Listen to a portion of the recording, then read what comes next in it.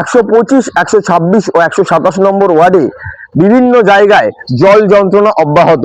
জমা জলের কারণে অসুবিধার মধ্যে সাধারণ মানুষ। আমি একবার দেখানোর চেষ্টা করব যে এখানে কিন্তু এখনো পর্যন্ত গোড়ালির ওপর পর্যন্ত জল রয়েছে। বৃষ্টি হয়ে গেছে, এখনো বৃষ্টির সম্ভাবনা রয়েছে, তার মাঝেই এখনো এরকম জল।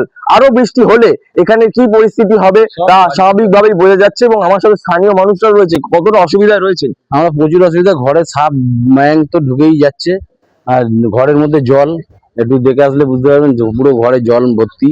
একেবারে 125 নম্বর ওয়ার্ড, 126 নম্বর ওয়ার্ড, 127 নম্বর ওয়ার্ড, এইসব জায়গায় কিন্তু জল যন্ত্রণা অব্যাহত। সাধারণ মানুষ অসুবিধার মুখে, একটু বৃষ্টিতেই এখানে জল জমে যায়। এবং সব থেকে গুরুত্বপূর্ণ বিষয়, আমার পেছনে যে রাস্তা রয়েছে এটার কোনো কিন্তু ড্রেনেজ সিস্টেম নেই, কোনো নর্দমা বা ড্রেন নেই। সেই কারণে কিন্তু জলটা এখানে দাঁড়িয়ে থাকে। এবং এখানে মানুষের অভিযোগ, স্থানীয় মানুষদের অভিযোগ যে যারা কাউন্সিলর রয়েছেন 125 নম্বর ওয়ার্ডের, 126 নম্বর ওয়ার্ডের যারা কাউন্সিলর, তৃণমূল কাউন্সিলর, তারা কোনো রকম ব্যবস্থা নেয়নি আগে। এবং তারা এখন, স্থানীয় মানুষ এখন নতুন সরকারের উপর ভরসা রাখছে। ইতিমধ্যে নতুন সরকারের যারা রয়েছেন তারা কিন্তু একেবারে বিধায়কের নির্দেশে এই এলাকাগুলো পরিদর্শন করছেন, মন্ডল সভাপতি থেকে শুরু করে বিজেপি কর্মী সমর্থকরা। আমাদের তো একটু বৃষ্টি হলে খুব জল, মানে একবারে বৃষ্টি হয়েছে এখনই এরকম পরিস্থিতি। আবার যখন হবে আরো মানে ঘরে জল ফল ঢুকে যাবে, অবস্থা খারাপ। এখনো তো আছে 4-5 মাস বাকি, তার মধ্যে না ড্রেনটাও দরকার, রাস্তাও হয়নি, আগে সরকার কিছুই করেনি, কিছুই কাউন্সিলর সেবারে বললে আমি পারবো না করতে, ডাইরেক্ট করে দিল। জল আজ এই 6 মাস ধরে একভাবে জল থাকে এখানে রাস্তায়, একদম সব পুজোর পরে এসে অগ্রহণ মাস যাবে তবে না এখানে জল যাবে। এইভাবে জলে আমরা এইভাবে হাঁটি। আমরা গেছি কাউন্সিলরের কাছে, এখানে ক্লাবে এসেছিল, আমরা সবাই ধরেছি, রঞ্জিত দা আমাদের সবাইকে ডেকে নিয়ে গেছিল, মুখের উপর আমাদের বলে দিল এই রাস্তা হবে না, এই গলির রাস্তা হবে না।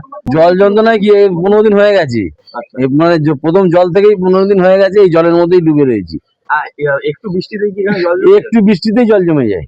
আগের সরকার মানে তৃণমূল সরকার এখন আগে থেকে অনেক বলে কোনো মানে আর কি কেউ কাজ করেনি। মানে তখন থেকেও তো মানে অনেক ঝামেলা করেছি কাউন্সিলরের সঙ্গেও, যে রাবিশ দেয়নি, যে রাস্তা করেনি। কিছুই মানে ঢুকে যায়। দুর্গাপুজোর সময় আমাদের ঘরে এত বড় ঘরে ঢুকে গেছে জল।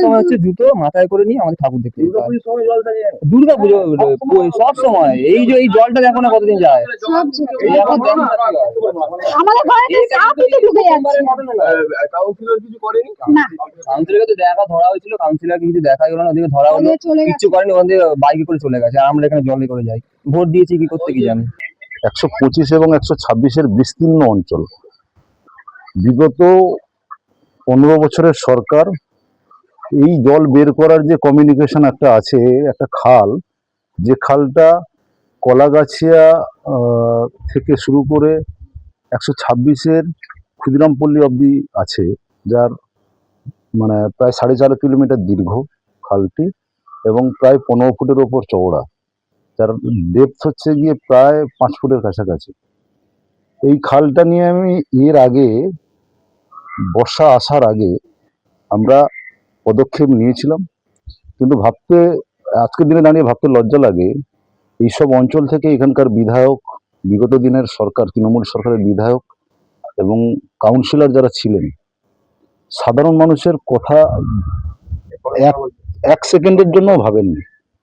যদি ভাবতেন তাহলে সরকারের কাছে ক্ষমতা ছিল, কেএমডিএ হোক, ইরিগেশন হোক, কর্পোরেশন হোক, তাকে দিয়ে এই যদি ড্রেনেজটাকে, এই খালটাকে যদি সংস্কার করত, আমার যা ধারণা তাতে এই অঞ্চলের জল হয়তো জমতো, কিন্তু দীর্ঘস্থায়ী হতো না।